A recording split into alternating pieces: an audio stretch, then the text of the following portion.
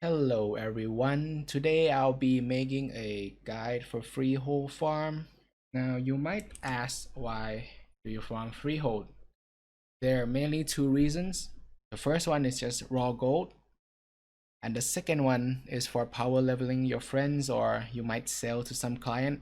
I don't know, but I know that there's more ways to make better money, to make gold faster, but I may not enjoy them that much, or it gets boring over time. But Freehold for me, it's kind of entertaining because you get to hit stuff. All right. um Now before we begin, I'll show you my gear. My item level is 465 with corruption 0. You can have some corruption, but it may get you snared, which is annoying. You pull a lot of stuff. And corruption I use, I get lucky with my loot. I have Twilight the Vast level 2, so that's the only one I have. There's another one, but it's quite useless, the haste.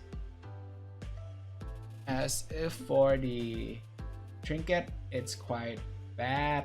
I prefer you have better than these two. And for the essences, the Azurite traits, this is a must. Alright, you need Eyes of Rage 1 and Chaotic Transformation 1. The rest is anything is fine, but the one that will help your DPS the most is Furious Gaze. If you can stack them, that's great. Like, the raid gear should be able to stack them easily, right? Next is the talent. Talent is mainly the raid talent, which starting from the first row is Demonic Appetite. I want more single target and more Fury to spam the last boss because I killed them in my run. Next, Immolation Aura for some AoE and Fury. Third is for Burst. The third row is Fail Barrage, is for Burst AoE. So Rending for survivability. First Blood for damage. Unleash Power for free stuns, which I used quite often. And Demonic for survivability. Next is the essences. The major one, of course, is Iris. This is the best one for Freehold farm for me. Spark of Inspiration, Breath of the Dying, Protocol. You might ask why I use Spark of Inspiration instead of other better ones. Because I want to lower my Iris. In my run, it gives me like perfect timing or like better timing. Sometimes I go too fast, I don't have Iris, and it slows down the kill, so I use this instead of the other essences. And I think that's it for the setup. Alright. Oh, and by the way, you need to be tailoring as well to make more gold from it. Okay, because it increased the drop rate of a tie spray linen. Okay, so I think that's it for the setup. So let's begin. Okay, I'll start my timer here. Once you enter the dungeon, just get on a mount. Some people love to pull the upper and the lower part together, but I like to separate them because I want to gather them quick and just AoE them down them fast, because DH damage is quite insane. So I line of sight over here, Immolate Aura, wait for it to align. Fail Rush, I beam, stun, dance, and finish everything with Barrage. If there's something left, you can use your second eye beam, and then you can finish the rest with Chaos Strike and Blade Dance. Now, another reason I don't pull them together, because there are these bone saws who put hots on the mobs and it heals like insanely. It could stack on one mob and it doesn't die, and it stalls you a lot. So this pack I'll pull it to the bridge. You should taunt the guy by the stairs, but I missed mine, so I used Throw Glaives. I misclicked the mob. Wait for the range to align, dash, I beam, dance, and finish off with Iris. If not, you can use the second eye beam to finish the rest. Now the next pool is quite simple. It's just the circle area. So by the time you reach this pool, you should have a barrage up again. So I run, just gather them quickly. Okay. Now Now once your mob is gathered, use Eye Beam, Blade Dance, Stun, and Barrage to finish them off. If not, same, use second Eye Beam if you need to. The next pool is the hardest one cause you need to reach a timing like by 2 minutes. You need to reach the patrol like before the the shark boss. Yep.